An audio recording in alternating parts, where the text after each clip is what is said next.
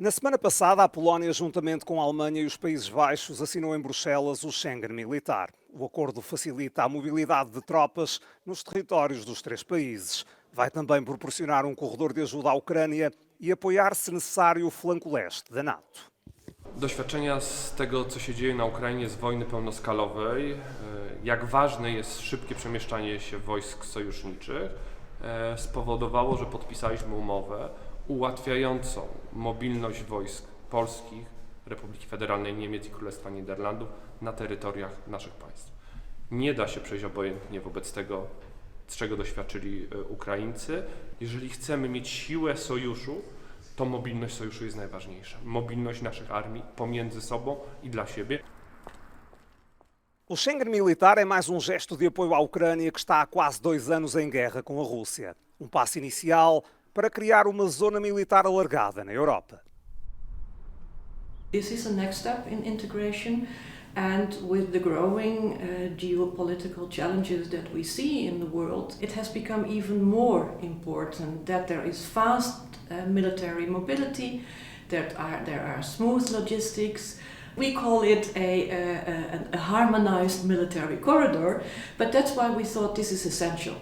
It's the first of its kind, and we are very proud that we as three countries have been able to achieve it.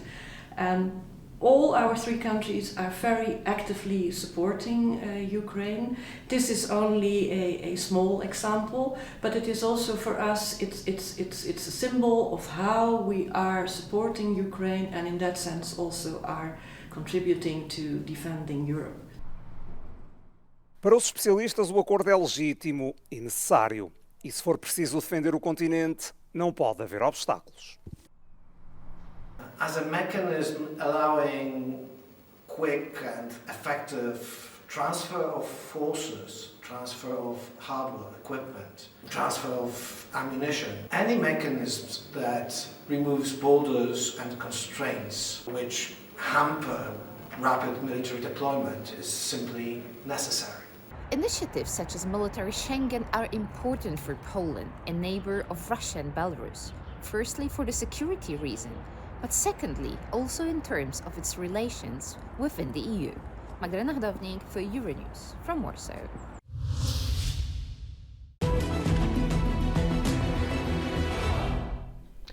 Ukraine president's major military shakeup is quote a normal change for a state engaged in a protracted war, says the Institute for the Study of War in its latest assessment, as Russian forces recently advanced near Avdiivka amid continued positional fighting in this area of the front here. Now, geolocated footage published on the 7th of February indicates that Russian forces marginally advanced in eastern Stepove, this is northwest of Avdiivka, although likely not within the past day. Russian mill bloggers also claimed advances in northern Avdiivka up to Chistyakova Street and the capture of a nearby section of a railway line, although the Institute for the Study of War has not observed visual evidence of these claims. The distance here is around 5 kilometers. And here in the middle is Hrushevskoho Street, Ukrainian forces' alleged main ground line of communication, which Russian forces are trying to cut. Pelo menos 22 pessoas foram mortas em ataques aéreos israelitas durante a madrugada de sexta-feira no centro da faixa de Gaza e na cidade de Rafah. O secretário-geral da ONU, António Guterres, expressou preocupação pela situação em Rafah, depois de Israel ter anunciado que a ofensiva militar vai expandir-se em direção a esta cidade no sul de Gaza, perto da fronteira com o Egito, onde neste momento se amontou mais de 1,5 milhão de palestinianos. O comissário da ONU para os Direitos Humanos alertou que as ações israelitas podem ser qualificadas como crimes de guerra. Extensive destruction of property not justified by military necessity and carried out unlawfully and wantonly amounts to a grave breach of the Fourth Geneva Convention and a war crime. Israel has not provided clear reasons for such extensive destruction of civilian infrastructure. Washington também garantiu na quinta-feira que não apoiaria uma operação militar israelita em Rafah sem a existência de um plano para proteger civis. Uma delegação do Hamas partiu para o Egito na quinta-feira para discutir a proposta de cessar-fogo recusada por Netanyahu. O Egito também já alertou que o acordo de paz com Israel pode estar em risco. O fluxo de lava do vulcão que voltou a entrar em erupção na quinta-feira no sudoeste da Islândia engoliu uma conduta de uma central geotérmica que abastecia a península de Reykjanes. Milhares de pessoas ficaram sem água quente e aquecimento numa altura em que a região enfrenta temperaturas de 4 graus negativos. O frio extremo e a falta de aquecimento nas casas levou a população a fazer fila em algumas lojas para comprar aquecedores elétricos. Fara mjög sparlega með rafmagn, ekki fleiri en einn blástursofn eða rafmagnsofn á heimili, ekki hlaða í bílana í heimalhleðslustöðum og fara sparlega með orku núna þangað til vonandi að þetta lagast á morgun. As autoridades locais estão a mobilizar meios para que as condutas de água quente possam ser reparadas até ao final da semana. Segundo alguns vulcanólogos, a recente erupção está a perder intensidade. No entanto, o magma que está neste momento a correr no subterrâneo poderá provocar uma nova erupção nos próximos meses ou até mesmo semanas. As questões externas e de segurança dominam o clima na Finlândia antes da segunda volta das presidenciais no domingo. Os dois candidatos são o antigo primeiro-ministro de centro-direita, Alexander Stubb, e o antigo ministro dos Negócios Estrangeiros, Pekka Haavisto, dos Verdes. Ambos defendem que o recém-empossado país-membro da NATO adote uma posição dura contra a Rússia. Stubb lidera as sondagens, mas Haavisto tem ganho terreno nos últimos dias. Some people will make their minds up on Saturday, perhaps even Sunday, on the election day. So they're campaigning very actively to the end, but it's unlikely that any new openings, things will be visible in the last few days. What makes the situation exciting is that the gap between them has been narrowing. Os candidatos do Partido Finlandês de extrema-direita e do Partido do Centro foram eliminados na primeira volta das eleições. Estes votos, que representam até 20% do eleitorado, podem ser cruciais para decidir o resultado. O Parlamento Europeu adotou quinta-feira uma resolução que apela ao aumento de medidas para evitar interferências da Rússia nos processos democráticos da União Europeia. Desde a invasão em larga escala da Ucrânia, o Kremlin tenta reforçar a rede de pessoas e de organizações no bloco que mantêm simpatia pela Rússia e atuam de forma infiltrada ou dissimulada. Russia now is recovering. Kremlin is recovering to reorganize their proxies in different areas, because in the very beginning, since this large-scale war started, we saw that those proxies were silent. Now they're much more brave again to speak, to be outspoken. Os eurodeputados estão preocupados com as recentes revelações na imprensa de que uma colega terá alegadamente partilhado informações com o FSB, o Serviço Russo de Informações Secretas. Tatiana Zdanka, eleita pela Letónia, tem assento no grupo dos independentes e negou, na terça-feira, ser colaboradora do regime russo. They say Tatiana Zdanka is an agent. Yes, I am an agent.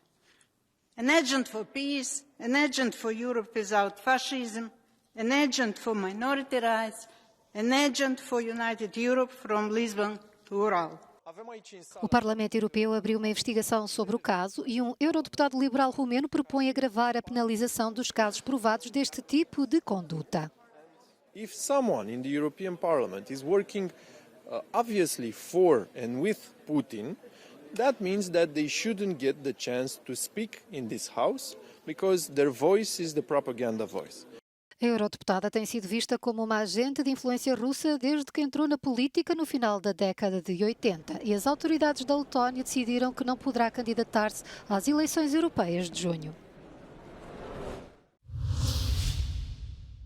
A 6 meses do início dos Jogos Olímpicos de Paris, o presidente do comitê organizador do evento, Tony Estanguet, está a ser alvo de uma investigação sobre o seu salário. A investigação conduzida pela polícia francesa surgiu após uma publicação na imprensa que indica que Estanguet utilizou uma empresa de que é proprietário desde 2020 para faturar mensalmente ao comitê dos Jogos Olímpicos em vez de receber um salário. O comitê organizador dos Jogos Olímpicos de Paris mostrou-se surpreendido com a notícia e afirma que não foi contactado pela polícia sobre nenhuma eventual investigação.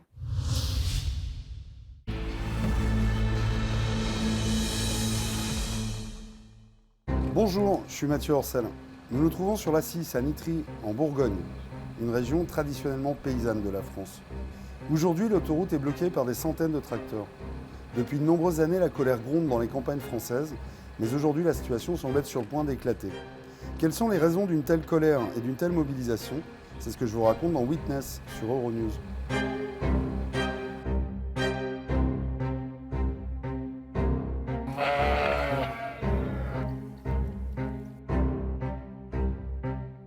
On en vient même à se dire demain, qui va nous nourrir? Parce qu'on n'est pas sûr d'être encore là.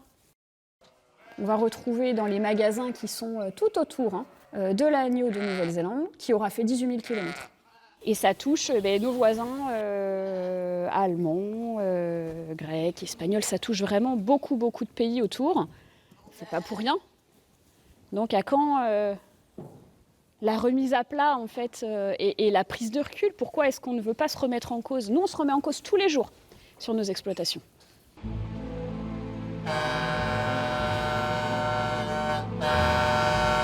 C'est une fatigue générale sur une charge mentale très lourde. C'était long, mais on a fini par y arriver. Et puis maintenant, il n'y a plus qu'à rester. On va essayer de rester jusqu'à ce qu'il annonce quelque chose de convenable.